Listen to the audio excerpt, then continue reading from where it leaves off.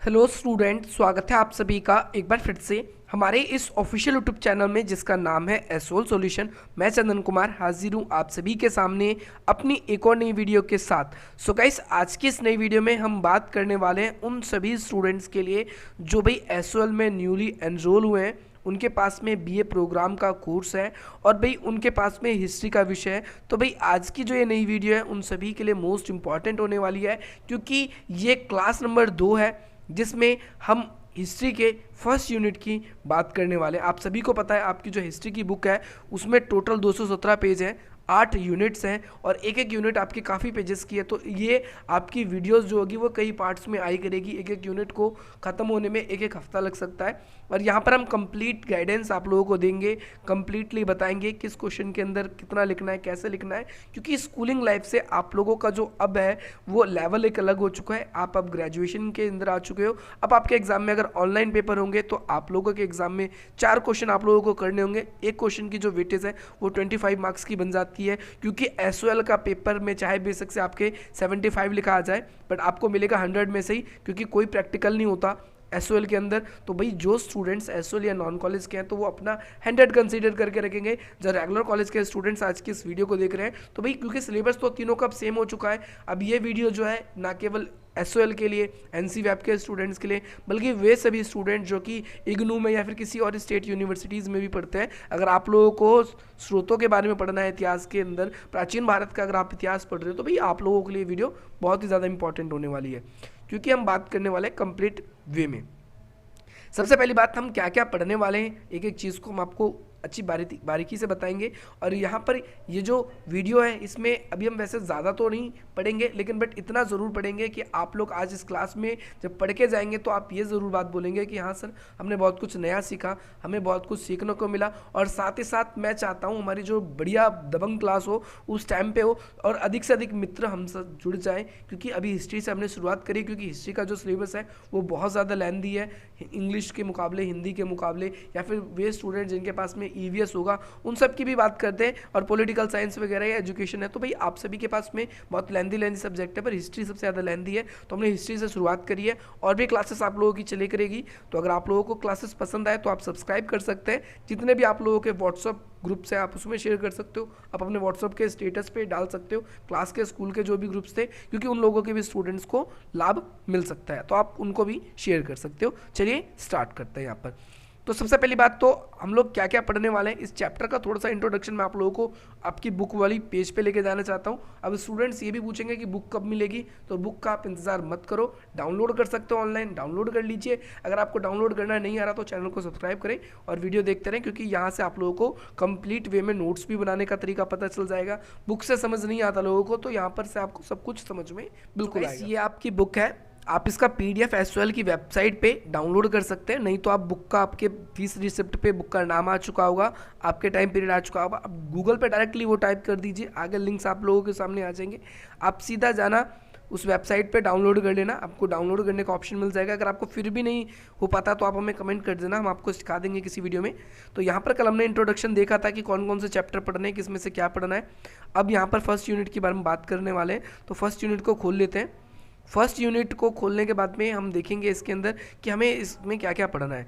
तो भाई सबसे पहले हम इसके अंदर जो मोस्ट इंपॉर्टेंट चीज़ है इसका उद्देश्य पढ़ेंगे। उद्देश्य आपके एग्जाम में नहीं आएगा, इसीलिए हम यहीं से आप लोगों को समझा देंगे। बाकी इसकी प्रस्तावना इंपॉर्टेंट है जो नोट्स के अंदर हमने लिखी है, और इसके अंदर कुछ इतिहास लेखन की जो प्रवृत्ति है इसको स्टार्ट कर दिया है हमने इस आज की इस वीडियो में। इसके अंदर हम प्राच्यवाद और भारतविद इन दोनों के बारे में हम बात करेंगे, बिल्कुल कॉम्प्रिहेंसिव वे में बात करने वाले हैं, अच्छी तरीके से बात करेंगे। तो सबसे पहले हम इसके उद्देश्यों को स्टार्ट करते हैं। उद्देश्य में आप लोगों को क्या पढ़ना है, इस पूरी की पूरी यूनिट में आपको क्या क्या पढ़ना होगा इसको आप अच्छी तरीके से समझिए। सबसे पहली बात तो इसके अंदर आप लोगों को प्राचीन भारत का इतिहास पढ़ना है, और प्राचीन भारत का जो हमारा इतिहास है, भारत का इतिहास सिर्फ पढ़ना है, तो इसको आधुनिक अनुसंधान ने किस तरीके से इसको डेवलपमेंट हुआ, कैसे कैसे कौन कौन इतिहास को लिख रहे थे, हमारे इसके अंदर जितने भी इंपॉर्टेंट राइटर्स थे जो इतिहास को लिख रहे हैं प्राचीन भारत के इतिहास को, उन सभी के बारे में बात करेंगे। सबसे पहला उद्देश्य आप लोगों को उन लोगों के बारे में भी पता चले जिन जिन लोगों ने इतिहास लिखना शुरू किया, जैसे एशियाटिक सोसाइटी ऑफ बंगाल है उसकी स्थापना होती है,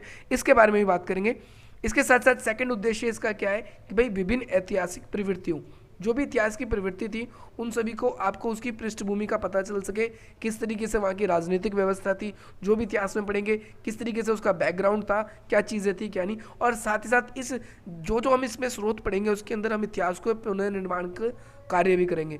पुनर्निर्माण का मतलब होता है इतिहास को हम दोबारा तरीके से पढ़ेंगे कि भाई कैसे कैसे क्या चीज़ें थी उसको समझेंगे, और आप लोगों को उन सभी स्रोत का प्रयोग करना भी सिखाएंगे कि भाई कौन सी चीज़ का किस रूप में इतिहास जानने के लिए कौन से स्रोत का किस जगह पर प्रयोग किया जाता है।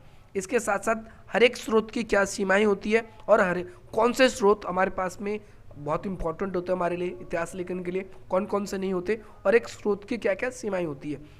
स्रोतों की सीमाएं जैसे अभिलेखों की सीमाएं अपने क्लास 12th में आपका जो मगध वाला चैप्टर था जिसके अंदर आपने पढ़ा था कि भाई कई स्रोत ऐसे होते, अभिलेख ऐसे होते थे, पुराने हो जाते थे, अक्षर मिट जाते थे, धुंधले पड़ जाते थे।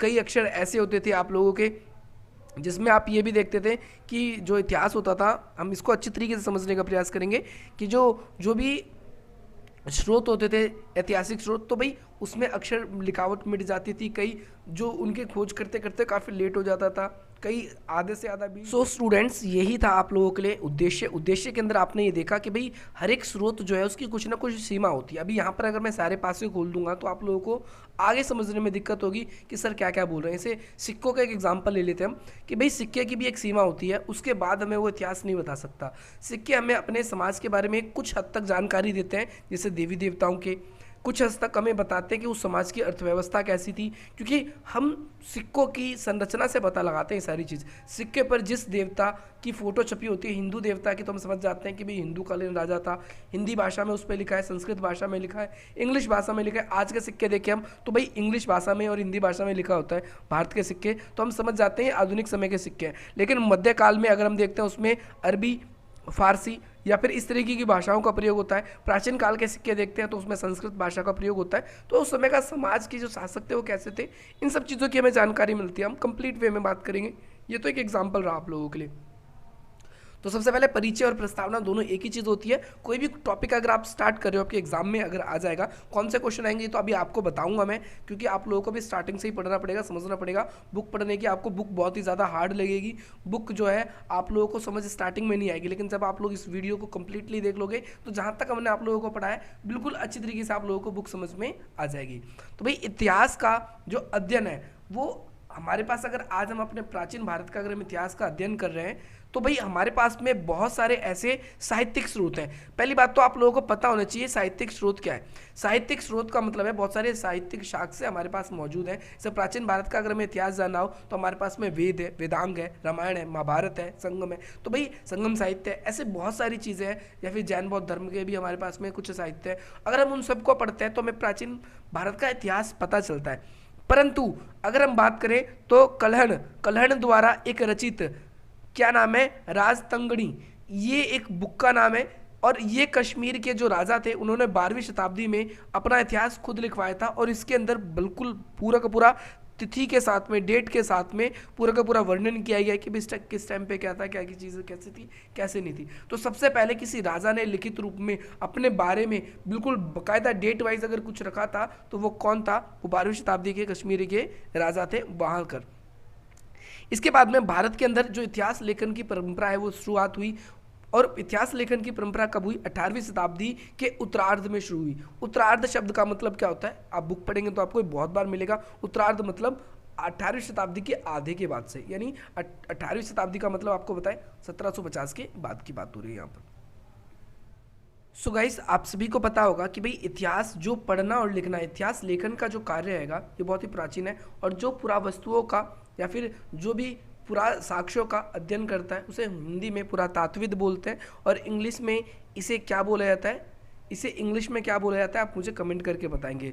दूसरी चीज़ जो इतिहास लेखन है उसे हिस्ट्रियोग्राफी बोला जाता है। क्या बोला जाता है, हिस्ट्रोग्राफी है ये कहा जाता है। इसके साथ साथ आप लोग मुझे कमेंट करके ज़रूर बताएंगे कि भी इंग्लिश में क्या बोला जाता है, तो आप लोग पता नहीं कमेंट करेंगे कि नहीं, बट मैं आप लोगों को आर्कोलॉजिस्ट बोला जाता है, आप सभी को पता होगा। अब हम बात करेंगे इतिहास लेखन की जो प्रवृत्ति है। प्रवृत्ति का मतलब क्या होता है? प्रवृत्ति मतलब उसके तरीके। तो इतिहास लेखन के क्या क्या तरीके हैं और इतिहास किस तरीके से लिखा जाता था। तो भाई अभी हमने एक चीज़ सीखा कि भाई 18वीं शताब्दी में भाई भारत के उत्तरार्ध में 18वीं शताब्दी के उत्तरार्ध में इतिहास लेखन का कार्य शुरू हुआ। और 18वीं शताब्दी में किसने किया इतिहास लेखन का कार्य? तो आप लोगों को ध्यान रखना है, ईस्ट इंडिया कंपनी।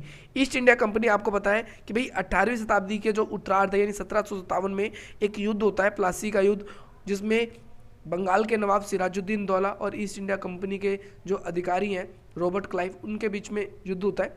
और इसके बाद में ईस्ट इंडिया कंपनी के हाथ में शासन की बागडोर बंगाल की चली जाती है। इसके बाद में आगे बक्सर का युद्ध होता है, तो कंपनी का शासन यहाँ आता है, ईस्ट इंडिया कंपनी का शासन आ जाता है। अपने ये क्लास 12th में पढ़ाएगा।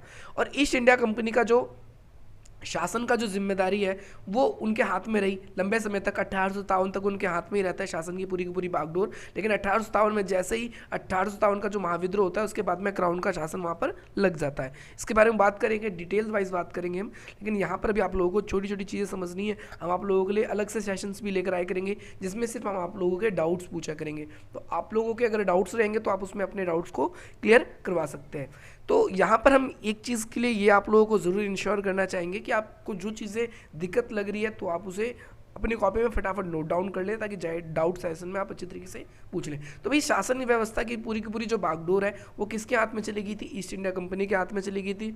और ईस्ट इंडिया कंपनी जो है लंबे समय तक भारत पर शासन करना चाहती थी। तो भाई भारत पे लंबे समय तक शासन करने के लिए ये ज़रूरी था कि वो भारत के इतिहास को जाने, क्या गलती करी पुराने शासकों ने जो लंबे समय तक शासन नहीं कर पाए।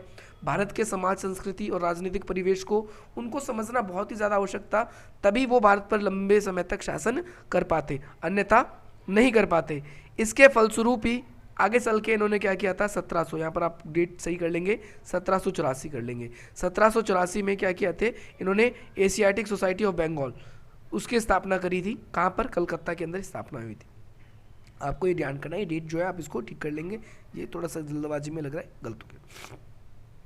नेक्स्ट चीज़, अब हम बात करेंगे प्राच्यवाद के बाद में। प्राच्यवाद और भारतीयवाद, तो आपको पहली बात तो पता होनी चाहिए, जो भारत का इतिहास लेखन है वो दोनों लोगों ने किया, प्राच्यवादों ने। प्राच्यवाद का मतलब है ऐसे लोग जो कि पश्चिम के आए थे और दूसरे भारतविद मतलब जो भारत के ही थे।